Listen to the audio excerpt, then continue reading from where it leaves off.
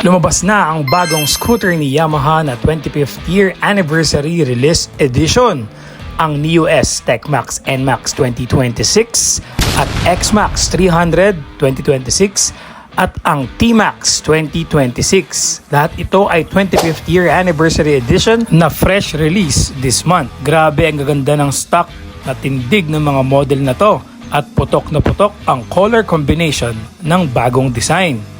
Check na agad natin ang specs nitong new Neo S TechMax NMAX base model na 25th year anniversary edition na inilabas ngayon ng Yamaha. Grabe ang pagkakadali sa body color nito. Unang tingin mo pa lang mapapabili ka na agad. Tara na at pag-usapan natin ang performance specification at possible na SRP netong model ni Yamaha na 25th year anniversary edition TechMax Neo S YECBT version. Simulan natin sa engine na may 155cc 4-stroke liquid-cooled single-cylinder single overhead camshaft 4-valve with VVA engine. YECBT technology or Yamaha Electronic CVT na nag-stand out dahil from conventional CVT pulley system ay ginawa nilang electronic CVT para mas precise ang speed at driving control. Meron itong dalawang modes, town mode for smooth, economical, and comfortable for daily commuting at meron ding sports mode. More aggressive, responsive, and performance-oriented ito. Napakaganda ng dalawang drive modes na yan na pwede mong pagpilian depende sa iyong driving habit or sa riding habit. When it comes to performance standard specification, meron tayong max power na 15.1 HP at 8,000 RPM, maximum torque na 14.2 Nm at 6,500 RPM.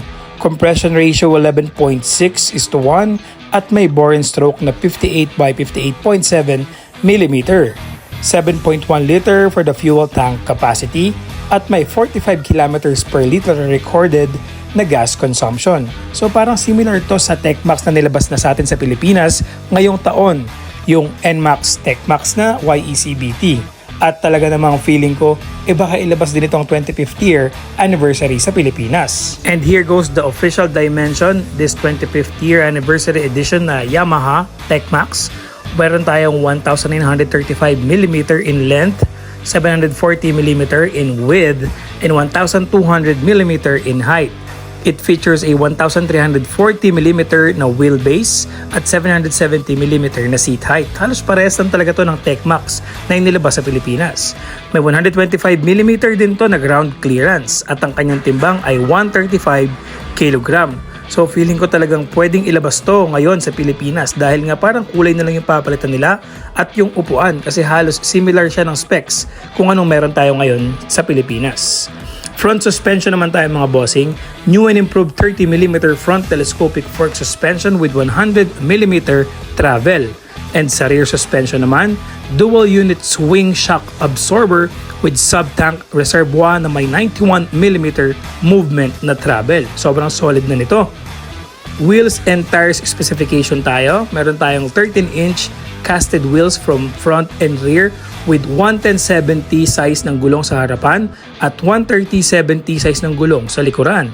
Both tubeless and tires at when it comes to braking power, talaga namang malupit ang safety features nitong bagong NMAX 25th year anniversary edition. Same din kung anong meron tayo sa atin sa Pilipinas na YECBT version.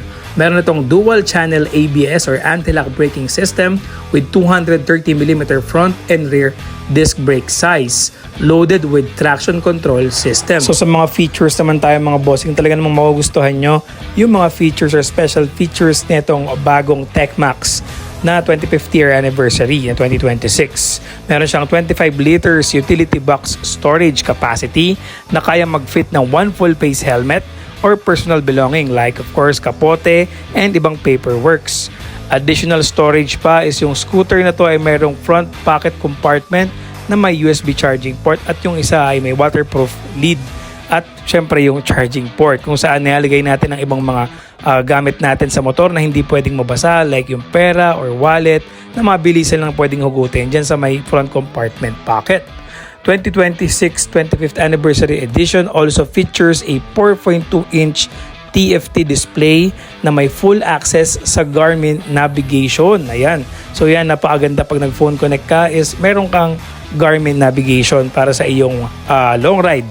Diba, meron ka ng mapa. Y-Connect smartphone integration, meron din ito. A special leather look seat with red and black stitching. Kita mo naman napaka-pogi niyang combination color na yan. And of course, meron siyang serialized decals na nakadikit dyan sa gilid ng fairings niya. Talaga namang panalong-panalo itong version na to. Meron din itong dual channel ABS, traction control system, yung kanyang 3-level downshift turbo system or yung kanyang YECVT, updated smart keyless system, USB Type-C charging port, start and stop system, also protected with full LED projector headlight and tail lights. Talaga namang panalong-panalo ka na. All LED lighting and of course, yung kanyang projector headlight is meron pa din dito sa bagong version. Loaded din ito ng forged carbon front cowling, yung kanyang fairings. Kita mo naman sa harapan, sa may bandang headlight. Naka-forged carbon pa din yan mga chong. And of course, yung side fairings niya, forged carbon pa rin. And yung sa under seat fairing niya, may forged carbon din yan. So sobrang solid na itsura nito mga boss kasi yung color combination niya is napakaganda at malakas yung dating. Unang kita ko nito ay talaga namang napalunok ako at sabi ko na kailan kaya ang Philippine release nito dahil sobrang ganda ng design at updated performance specs. Malamang ay meron na namang presyo pag dumating sa atin to na medyo may kataasan. Pero may idea tayo dahil nga hindi pa nga nakaka-move on sa Lexi ay lumabas na itong bagong version na 25th year anniversary na Tech Max ng Yamaha. So let's go. It comes with 3 variant nga pala mga chong. NMAX Neo Standard na 25th anniversary edition ay may SRP. Ideally SRP is 125,400 to 125,000. And of course yung NMAX Neo S version na 25th year anniversary ay mayroong 129,000 to 130,000 Philippine peso. And yung pinakamahal niya na version or yung Tech Max version ay naglalaro sa presyong 163,000 to 165,000 Philippine peso SRP. Yan yung mga conversion ng price nito sa Indonesia kung ko-convert sa Philippine peso. Dahil nga inilabas na ito sa Malaysia at sa Indonesia ngayon lamang buwan. So yan po ang bagong anniversary, 25th year anniversary scooter ng Yamaha in 3 models. T-Max, X-Max at itong Neo S or NMAX Tech Max na 2026 version. Lahat yan bossing, napakaganda ng color combination, black into red.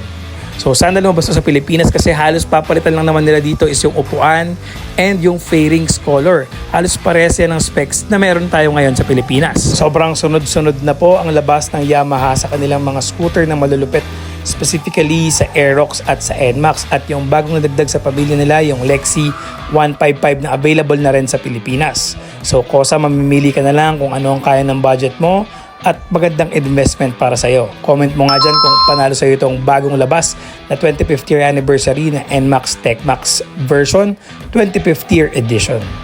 Once again, this is Vlog ni Kosa. Don't forget to subscribe, like my Facebook and YouTube channel, Vlog ni Kosa. Peace!